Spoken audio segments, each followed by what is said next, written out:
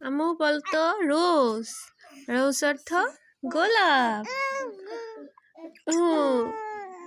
গোলাপ। রোজ অর্থ গোলাপ।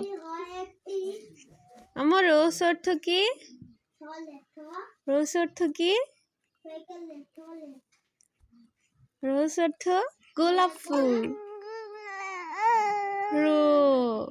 তুমি সব পড়া পারো না? বাবাদের সব পড়া পারে। সব পারো তুমি? তুমি কি সব পড়া পারো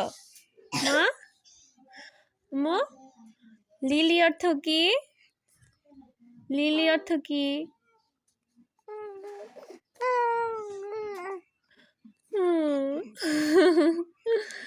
লুটাস অর্থ কি? লুটাস বলো তো। লুটাস অর্থ কি? লুটাস অর্থ আম্মু